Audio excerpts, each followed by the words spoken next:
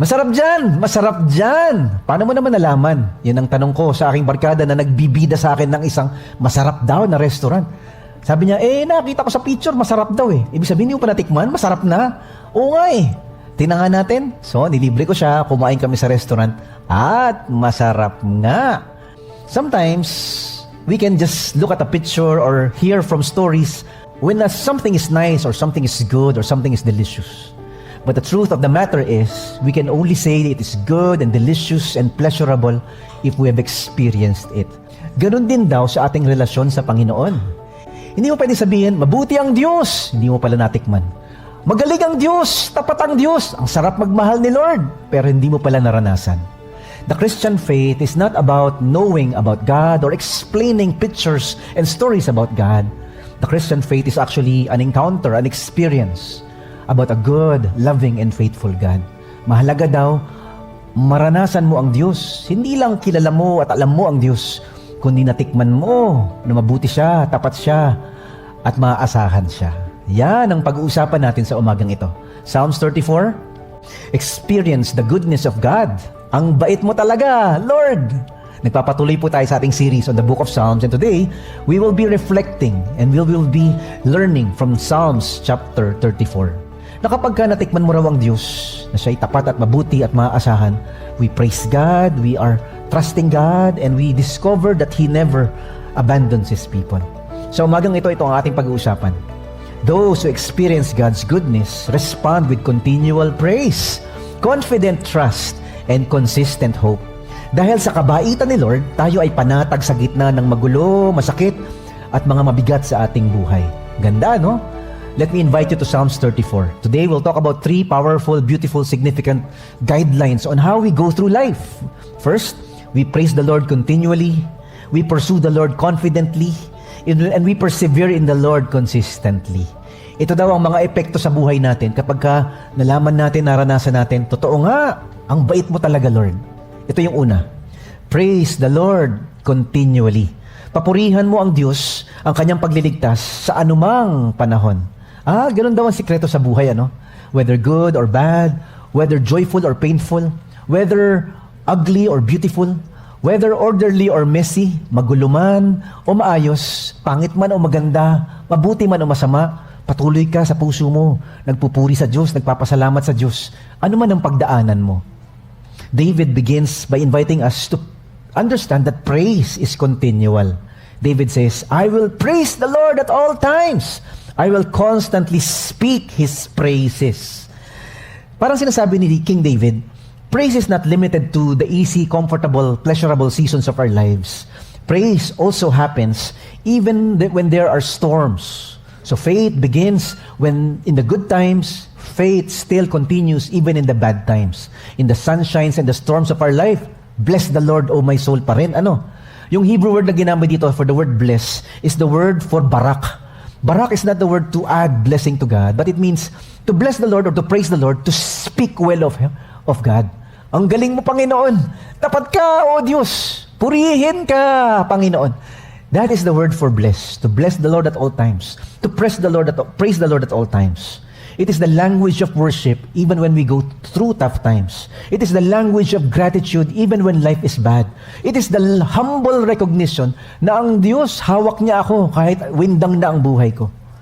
David is saying to us that no matter what happens, my heart will remain bowed before the Lord. No matter what I go through, my heart remains worshiping, blessing, and praising the Lord. Ibang klase, ano? Kaya minsan pag may pinagdadaanan tayo mapait, mabigat at masakit at matindi sa ating buhay, ito ang Psalms 34 nagpapaalala sa akin, kahit pangit yung nangyayari, praise the Lord pa rin, ha? Kahit di maganda yung nangyayari, purihin mo pa rin ang Panginoon, ha? Kahit na hindi maayos yung mga pinagdadaanan mong gusot sa buhay, manatili kang nagpapasalamat sa Panginoon. Psalms 34 teaches us a very, very important principle in our journey of faith. That there are things we don't understand, that we go through tough times and painful moments in our lives. But behind all of those is a God that is worthy of our praise, even when life is hard. Behind all the circumstances in our lives, we can still say that God is good, even when life is bad. Ang galing. Palapakan nga natin ang Panginoon. Thank you, Lord. Woohoo! Praise God. Ganda pala nito. I will praise the Lord at all times. Not only in the good and the happy times, but also in the bad and the painful times of my life. And then David went on. He says, those who look to Him for help are radiant. Ibang klase, no? Lahat daw ng nakatingin sa Panginoon. Lahat daw ng nakatutok sa Diyos. Lahat ng pansin at kanilang tuunin ay ang kabaitan, kabutihan at katapatan ng Diyos. Parang maliwalas daw ang mga mukha nila. Their face are radiant. Nakatingin ka na ba ng kapitbahay mo, o kasama mo sa trabaho, o kaibigan mo na napakaaliwalas naman ng mukha mo? The faces are radiant. The Bible says, those who look to God for help, those who trust God for hope, their lives are radiant. Maaliwalas. Ano ba yung tsura nun? There's joy even when you go through tough times. There's peace even when there's trouble. There's contentment and stillness even when there is chaos. Pang klase, no? The Bible says, their faces are radiant. The word is nakar, to look towards God. Yung bang ang tingin mo ay hindi doon sa electric bill. Ang tingin mo ay hindi doon sa credit card bill. Ang tingin mo ay hindi doon sa problema nyo sa office. Ang tingin mo ay hindi yung problema sa ekonomiya. Ang tingin mo ay hindi yung mga problema sa mga tao sa buhay mo. Kundi ang tingin mo ay ang Diyos na mabuti at tapat at maaasahan sa kabila ng mga problema at pagsubok na ito. We look to God and the Bible says we have joy, we have peace. And the Bible describes their faces are radiant. So that means the wealthiest among us is not necessarily the peaceful among us, the most peaceful among us. The most successful among us is not necessarily the most happiest among us. The most beautiful among us, the most strongest among us, or the most healthiest among us is they are not necessarily the happiest or the most content. But those who look to God, they find contentment, they find stillness, they find peace, they find joy that money cannot give, that people cannot provide, and that success can never satisfy. Yun daw, Psalms 34. Those who look to Him, they are radiant. In other words, this is an invitation to praise God, to trust God, even when everything does not go well. Ito daw, ano? And then David went on, he says, this praise is contagious. People can see and people are attracted to it. He says, come, let us tell of the Lord's greatness. Let us exalt His name. Nakakaakit daw, ano? Parang sama-sama nating itaas ang Diyos, sabi ni David. That means people see the work of God in your life and people see the hand of God in your family and people see the presence of God in your marriage and people see the love and the grace and the goodness of God in your life, and they will say, oh, gusto ko pare yung kapayapaan na meron ka. Wala ako niyan. Sandamakbak ang pera ko, hindi ako makatulog. Pare, gusto ko yung nangyayari sa mga anak mo, sa pamilya mo. Sa marriage mo, wala ako niyan. Dami-dami kong kayamanan, dami kong tagumpay. Pero sablay ako dyan, pare, gusto ko yan. Ipakilala mo nga sa akin yung Diyos na yan. Ipakilala mo nga sa akin yung Jesus na yan. Tell me about the God who gave you that joy and peace and contentment.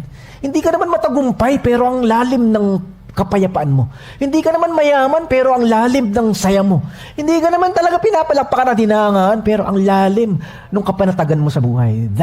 I want that God. So, David was saying, come on, join me in worshiping this God of mine. And then he went on, he says, this praise is connected to God's deliverance. May duktong daw talaga yung ating pagpupuri sa Diyos dahil sa ginawa ng Diyos sa buhay natin. I prayed to the Lord, David said, and He answered me. He freed me from all my fears. Grabe, ano? Nirescue niya ako sa aking mga takot. Yan ang ginawa ng Diyos sa aking buhay. That means David remembers God's rescue. David remembers about God's faithfulness. David remembers about God's intervention in the difficult moments of his life. Merong gratitude na nangyayari dito, merong praise na nangyayari dito kasi may ginawa ang Diyos, inaalala niya. Hey, brothers and sisters, there's something beautiful and powerful about remembering. Yung naaalala mo ang kabaitan ng Diyos, yung naaalala mo ang katapatan ng Diyos, yung naaalala mo kung paano ka minahal ng Diyos kahit di ka karapat-dapat. Very powerful daw yun. It makes you grateful. It makes you praiseful. It makes you worshipful. Kasi naaalala mo yung ginagawa ng Diyos kahit pangit yung pinagdadaanan mo na ang Diyos mayroong magandang track record at history sa buhay ko. Hindi niya ako pinabayaan. Hindi niya ako nilaglag. Ang problema daw, madalas sa atin, this is the challenge for many of us, is we go through a sort of spiritual amnesia when everything is okay. Biglang umukay ang trabaho, umukay ang negosyo, umukay ang pamilya, umukay yung laboratory test results ng health mo, umukay lahat. Bigla ka nagkaroon ng spiritual amnesia. Bigla mo nalimutan ng Diyos. Bigla mong nalimutan ng kabaitan ng Diyos. Biglang nalimutan mo lahat ng ginawa ng Diyos sa'yo. Gratitude is gone. Worship is gone. Praise is gone. Okay lahat eh. Bumabalik lang daw yung ating, naalala natin ng Diyos kapag hindi na okay. Lahat we forget what God did and we forget who God is in our lives when everything is okay. That's very, very sad. Huwag daw magkaroon ng spiritual amnesia. You remember the goodness of God. Kalimutan mo na lahat. Huwag mo lang kalimutan ng Panginoon. Huwag mo lang kalimutan ang ginawa ng Diyos sa buhay mo. Because that is the essence of faith. It's not because we have a lot of blessing, praise God for the blessings. It's not because we have wealth, praise God for our wealth. It's not because we are healthy, praise God for those. But because we journey on and we praise on and we trust on. Because we remember who God is. He is good and He is faithful. And He has been there during my moments of darkness. Meron daw 3 senior citizen na women senior who are very, very old. At this stage of their lives, medyo meron na silang konting amnesia. Meron na silang memory loss. Nakakalimot na. Ay, medyo matanda na rin kasi. So 3 of them, these women senior ladies, were sitting down together. One of them stood up. Pumunta siya sa pantry ng kanilang kitchen at sinabi niya, nalimutan ko na. Ano na nga bang titimplahin ko? Kape ba o tsaa? So she asked her friend, ano na nga bang titimplak dapat sa'yo? Kape ba o tsaa? And a friend said, may pinapatimpla ba ako sa'yo? Nalimutan ko na rin eh. And the third friend said, ayoko na sa inyong dalawa, masyado kayong makakalimutin. You cannot remember well. Makaalis nga, let me leave. Dahan-dahan siyang tumayo, papunta sa pinto. And then the other friend, 2 friends says, saan ka pupunta? Then she turned back, ay, nandiyan pala kayo. Sino na nga ba ako? Nakakatawa akong isipin, pero memory loss is really, really sad. Very sad. It's a very sad way to go. Dementia and amnesia. In our spiritual journey, it's also sad when we forget who God is. When we forget the faithfulness and the goodness of God. Spiritual amnesia eats and robs us of the joy and the gratefulness and the contentment and the peace that comes from God. And that is why David reminds us, ang Diyos, tapat, sa Kanya ka tumingin. Taste and see that the Lord is good. Which brings us to number 2. Ito yung pangalawang tinuturo sa atin ng Psalms 34. Pursue the Lord confidently. Pagtuunan mo ang kabutihan ng Diyos sa anumang sitwasyon. Ito ba yung hinahanap-hanap mo ang Diyos, nakatuon ka sa Diyos, hinahabol-habol mo ang Diyos. David is telling us that trust His goodness. Taste and see that the Lord is good, David said. This is an invitation to personal experience. Iba kasi yung nakita mo na mabuti ang Diyos sa picture. Iba rin kasi yung narinig mo lang ang kwento na mabuti ang Diyos sa kwento at sa storya ng mga barkada mo. Pero iba rin kung ikaw mismo naranasan mo. Oo nga, pare, mabuti ang Diyos. Oo nga, anak, mabuti ang Diyos. Oo nga, boss, mabuti ang Diyos. Because you have experienced Him personally. The Hebrew word David used here is ta'am. This is the word for taste. It means much more than placing food on your tongue. It means to savor the experience personally. Yung ninanamnam, tinatakam-takam at tinitikman-tikman mo. Kung gaano kasarap, sarap naman ito. Ganun daw, yung taste and see that God is good. Do not merely hear about God, experience Him yourself. Because the Christian faith has always been experiential. We do not simply know facts about God, we know God Himself. Ay, ang galing, Iba talaga yung naranasan mo mismo kesa kwento lang, at picture lang, at video lang. Parang, wow, ang ganda naman yan. Sana maranasan ko rin yan. There was a time when many of my friends are into mountain hiking. Hindi naman ako marunong mag-hiking. At hindi naman ako nag-experience na mag-hiking. So hanggang kwento na lang sila at ako hanggang inggit na lang. Parang, wow, sarap siguro mag-mountain hiking. Sana all Kasi kinikwento sa akin, pare, when you're on the top of the summit of the mountain, it's a different experience. It's like something that is sacred and great and beautiful into one. Bang klase, So one day, I decided, sige nga, sama nga ako sa inyo. Lead me to a not too high mountain. Kasi some mountains daw, 24 hours, 3 days hike. Sabi ko, meron ba yung mga 3 hours, 5 hours hike lang? Nasa tuktok ka na ng bundok? Hindi masyadong mataas ha. So I joined them somewhere in Baguio. There is this mountain that is a 3 to 4 hour hike. Nasa tuktok ka na ng bundok. Ang ganda! So, I was there.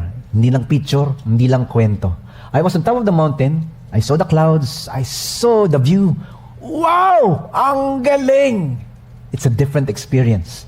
So it's one thing to hear about the summit of the mountain, but it's a different thing when you actually experience the summit of the mountain.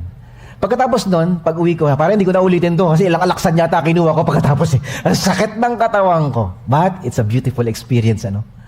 So it's one thing to know something and to hear about something, but it's different when you are the one who experienced that the same thing. It's the same with our journey of faith. It's not about knowing about God. It's about knowing who God is personally. Those are the ones who praise deeply. Those are the ones who have hope that cannot be shaken. Those are the ones whose lives are radiant kasi mayroong kakaibang karanasan sa Diyos. And David went on, he says, oh, the joys of those who take refuge in Him. Ibang klase daw, ano? Sobrang galak, sobrang saya ng mga taong sa Diyos kumukubli, sa Diyos tumatakbo, sa Diyos pumupunta para maging safe. The Hebrew word used was hassa. It means to flee for protection. This is the word used when a child runs to his mom because there's a loud thunder and lightning. Ibang klase, no? Mami, may kulog! Aakap sa mami. That's the word for hassa. That's the word David used. The joy of those who run to God for safety. Yung mga tumatakbo sa Diyos para ingatan ng Diyos at ipagtanggol ng Diyos. Faith is not merely agreeing that God exists. Faith is running to Him because He alone is our safety. That's the imagery of Psalms 34. And then David went on, he says, you have to fear Him reverently. Fear the Lord, David said, you His godly people. For those who fear Him will have all they need. Ano ba itong fear of the Lord na to, Pastor Mike? What is this fear all about? Is this like a fear when you watch a horror movie? Is this a fear that somebody threatens your life? Ito ba yung fear na yun? No. This is a different kind of fear. The fear of God is a respectful, reverent fear. We should have that kind of reverence and respect to this holy God. Na huwag kang basta-basta umakto na parang barkada mo lang siya. Dapat mayroong paggalang at paghanga sa Kanya. David says, fear the Lord, you His godly people. That means, because you are godly, because you belong to God, you need to have this reverence to God. And then he invites once again, he says, you have to seek Him wholeheartedly. Hanap-hanapin mo ang Diyos. David says, the eyes of the Lord watch over those who do right. His ears are open to their cries for help. Yung pagka hindi mo na kaya, iyak sa Panginoon. Yung kapag bigat na bigat ka na, takbo sa Panginoon. Kapag parang hindi mo na kaya, hanapin mo ang Panginoon. That's the word for those who cry to God for help. And then verse 17 to 18 says, the Lord hears His people when they call to Him for help. He rescues them from all their troubles. The Lord is close to the brokenhearted, and He rescues those whose spirits are crushed. Ibang klase, ano? Dapat daw ang Diyos ang ating tinatakbuhan. Kasi ang Diyos, malapit ang puso niya. Malapit ang presensya niya sa mga taong durog ang puso at wasak ang loob. Oh, grabe, no? He is close to the brokenhearted and those whose spirits are crushed. Have you experienced a crushed spirit? Parang, Lord, ayoko na, hindi ko na kaya. Have you experienced a heart that is broken? Durog na durog ang puso ko, Panginoon. Parang hindi ko kakayanin tong problemang ito. Parang hindi ko kakayanin tong gusot na ito. The Bible says, the Lord is close to those who go through seasons of brokenness like that. Seasons of painful woundings like that. Seasons of hurts like that. He's close to the broken-hearted and those whose spirits are crushed. Wasak ang loob. Napanghinaan na nawalan ng pag-asa. So the word was shabar. It's to shatter, to break, to crush. David is describing hearts that have been broken into pieces. God does not wait until we repair ourselves. Instead, God comes near even while the pieces are still scattered. Hindi naman inaantay ng Diyos na maging maayos lahat ang buhay mo, maging perfecto kagad ang relasyon mo, at magkabalikan kay kagad ng mahal mo, o gumaling ka kagad sa sakit mo. Pero ang Diyos, nandun daw, kahit na hindi pa okay lahat. Ang Diyos daw, inaakap ka, kahit na parang hindi magiging maayos ang lahat. Na ang Diyos ay tinutulungan ka, binibigyan ka ng kapayapaan, kahit na parang magulo at matindi pa rin yung mga pinagdadaanan mong sugat. Some people today, you feel overwhelmed with something. You're grieving, or probably you're discouraged today. Psalms 34 reminds us that God has not forgotten you. His presence is often experienced most deeply when we are suffering, when we are in pain, when we are down. You cry alone at night. Your family does not know. Some of you, you're about to give up. You're just exhausted and tired of battling something that does not go away. God hears your cry. The Bible says the Lord is close to those who are brokenhearted, to those who are crushed in spirit. Some of you, you are going through an abuse or a trauma or a wound. Nobody knows, nobody understands. But God cares. That's Psalms 34. The Lord is close to those who are broken, those who are down, and those who are about to give up. That is why Psalms 34 is an invitation not to a beautiful life or a comfortable existence or to an okay journey. Psalms 34 is an invitation. Oh, God is good. Even when life hurts. Oh, we can praise God all the time. Even when it's not okay. Even when the mess is still there. Kaya mo yan. Hindi dahil magiging okay lahat. Kaya mo yan kasi malapit ang Diyos sa mga durugang puso. Inaakap ng Diyos yung mga parang wala ng lakas at nawawala ng pag-asa. Which brings us to number 3 of this beautiful psalm. Persevere in the Lord consistently. Panghawakan mo ang katapatan ng Diyos sa anumang pagsubok. This invites us to a reality in life that believers experience pain and suffering as well. Kasi to have faith in God does not immune us from hardship and difficulties. Hindi porke malapit ka kay Lord. Hindi porke nagtitiwala ka sa Diyos. Hindi porke ang Diyos ang kasama mo, exempted ka na sa mga pagsubok ng buhay. Yes, Christians get cancer too. Christians become poor as well. Christians go through bankruptcy too. Christians go through pain and suffering as well. Christians get annulment as well. Christians go through the hardships of life as well. Ganun talaga ang realidad, na tayong mga tagasunod ng Diyos, na tayong mga mananampalataya kay Kristo, ay dadaan din sa mga matindi sa ating mga buhay. David is telling us that problems are certain. He says, the righteous person faces many troubles. Di ba? Totoo naman to na ang kakaibahan lang natin, na kahit na tayo ay parehong dumadaan sa mga parehong pagsubok at parehong gulo. We go through the same sickness and the same health problems and the same financial crisis and the same troubles in marriage and in family, whether Christian or not. The difference is, Christians know that our anchor is not in money or things or success or applause or relationships, that our true source of peace and joy and contentment and security belongs beyond this world, belongs to somewhere that is deeper and more stronger than the treasures of this earth, and it belongs to God. David does not promise an easy life. Instead, he invites us to trust God even when life is difficult. The word he used is the word ra'ot. It means troubles, calamities, hardships. So si David, nakita niya yung totoo. Realistic siya. Kasi siya mismo, hinahabol ng mga kaaway, gusto siyang patayin. Siya mismo, iniwan ng mga mahal niya sa buhay. Durog ang puso niya. Siya mismo, nagkakasakit, nagugutom at naghihirap siya sa kuweba. Because faith does not eliminate suffering. Instead, faith gives confidence in the middle of suffering. That's the beauty of our journey. Na hindi nagiging maayos lahat, pero ang Diyos ang ating kasama. And then when David went on, he says, protection is sufficient. God's deliverance may not be immediate, but God will rescue us no matter what. David says, but the Lord comes to the rescue each time. Yes, we go through troubles, but the Lord is there to help us, to rescue us, to save us when we go through tough times. Yun nga lang, magkaiba minsan yung ina-expect nating pagtulong ng Diyos sa ginagawang pagtulong ng Diyos. Naranasan niyo ba yun? Iba yung pinag-pray mo, iba yung sinagot ng Diyos. Lord, ito hinihingi ko ba't ito binigay mo? Mas marunong ang Diyos. Mas magaling ang Diyos. Mas alam ng Diyos. His plans are higher than our plans. His wisdom is greater than our knowledge. His ways are higher than our own deadlines or our own expectations. He used the word to rescue or to snatch away from trouble. Iba-iba yung paraan ng Panginoon, And then David says, this promise is secure. The Lord will redeem those who serve Him, the Bible says. No one who takes refuge in Him will be condemned. Hindi ka mapapahiya pag sa Diyos ka tumakbo. Hindi ka magdurusa kapag sa ang Diyos ang kapayapaan mo. The word espada, it refers to redeeming by paying a price. Yun pala yung ibig sabihin ng nililigtas ng Panginoon. It's the word for redemption. This is a business term. Ito yung nakasangla ka sa kadiliman at kasamaan, binili ka ng Diyos. Ang galing, This Psalms 34 gives us a glimpse of what Jesus will do. What redemption looks like.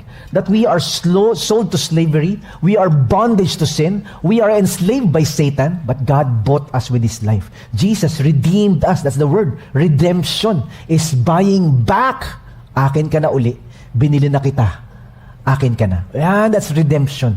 That means when God takes the initiative to rescue us from our predicament and from our troubles and from our sinfulness. Nililigtas ka ng Diyos. Binili ka ng Diyos. Psalms 34 signals to us, God rescues us. He buys us back. Amen? Palapakan natin ang Panginoon. Thank you, Lord. Oh, that was beautiful. The Lord redeems those who serve Him. Then David finally said, that is the picture of Psalms 34. That God is the one who is close to us. God is the one who is good to us. Taste and see, He is good. And those who have experienced His goodness, His faithfulness, His redemption, they know how to persevere. Nako, batuhin mo yan ang problema, hindi babaksak. Gibain mo yan ng mga pagsubok, hindi yan bibigay. Bigyan mo yan ng mga sakit at pagsubok at mga stress at anxiety at cancer sa buhay. Kakapit yan sa Panginoon. Those who experience God's goodness, they respond with continuous praise. Not everything is okay and easy and comfortable and pleasurable. Pero praise the Lord pa rin. They are confidently trusting God. They are consistently hoping, persevering, even when the going gets tough. That's the secret of those who have tasted and have seen the goodness of God. Dahil sa kabaitan ni Lord, tayo ay panatag sa gitna ng magulo, masakit, at mabigat sa ating buhay. So David's testimony, Psalms 34, he says, we praise the Lord continually, we pursue the Lord confidently, we persevere in the Lord consistently, taste and see that the Lord is good. Ang galing, ang galing. Let's all stand, let's pray. Thank you, Lord, for the reminder of Psalms 34 today, that no matter what we go through, good and bad, joyful or painful, the beautiful and the ugly, Lord, ano man ang aming pagdaanan, mapait man o matamis, mabuti man o masama, pangit man o maganda, alam namin, mabuti ka, maaasahan ka, matatakbuhan ka, maiiyakan ka. We can run to you, we can cry to you, we can find refuge in you, because you redeem us. You are close to the brokenhearted and those who are crushed in spirit. Oh God, may we constantly taste and see that the Lord is good. And those who have experienced the goodness and the faithfulness and the mercy and the kindness of God, they will never be shaken.